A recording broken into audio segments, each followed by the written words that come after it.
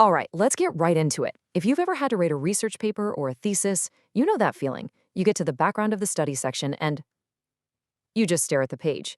It feels like this giant, impossible task. But what if I told you there's a simple three-part formula that makes it, well, easy? Oh, yeah, we've all been there. That blinking cursor just mocking you. The pressure's on to build the solid foundation for your entire paper. It can be totally paralyzing. But you know what? That feeling ends today. So, what even is this section really? Think of it like the opening scene of a movie. According to methodology expert Dr. Philip Adu, it's your chance to give the reader a bird's eye view of your topic. It's the essential, here's what you need to know, before we dive into the deep end. And that initial hurdle, that's what I call the blank page problem.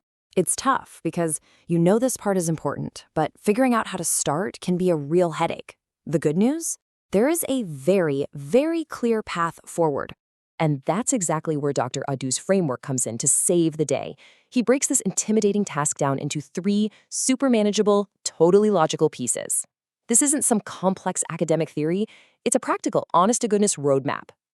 So here it is. This is the simple formula that is going to completely change how you look at writing this section. Forget all the confusion and the stress. This is all you need to remember. Number 1, general information. Number 2, context. And number 3, justification. That's literally it. The what, the where, and the why. If you can master these 3 elements, you will write a clear, compelling background every single time. So let's break them down one by one. Okay, first up, the general information. This is your starting point, right? The big picture. Think of it as just setting the stage for your audience, getting everybody on the same page. The main question you need to answer here is pretty simple. What's going on? What's the current situation with your topic?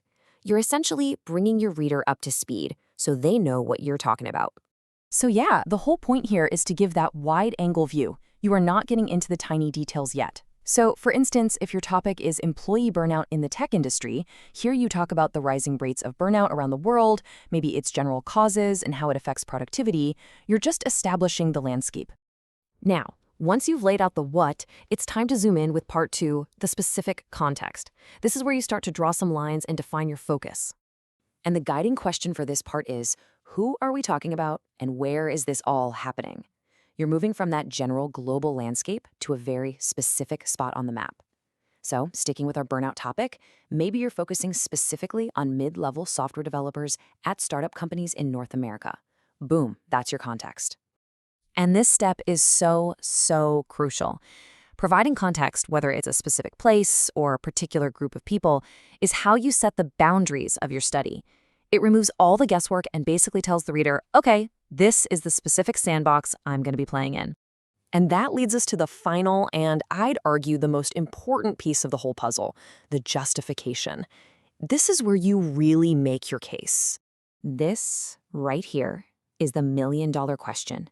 You've told the reader what's happening and where it's happening. Now you have to convince them why it actually matters. Why should anyone care about burnout among developers at startups? What's the cost? What's the human impact? What don't we know that we need to find out?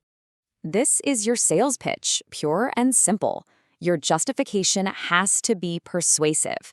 It's not enough for a topic to be interesting to you. You've got to show why it should be significant to other people.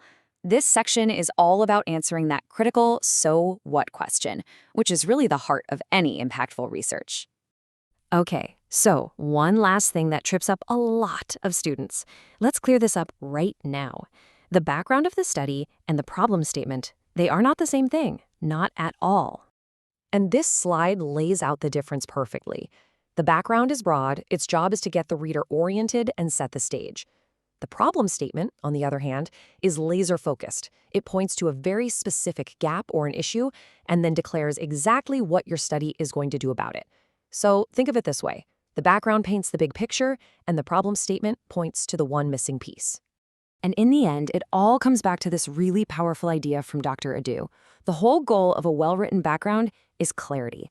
By giving that general info and then the specific context, you make sure your topic is totally free from confusion. And that sets you up perfectly for the rest of your paper. So, the next time you're facing that blank page, you've got the formula. What, where, and why. Suddenly, that blank page isn't so intimidating anymore, is it? So the only real question left is, what powerful foundation are you going to build for your study?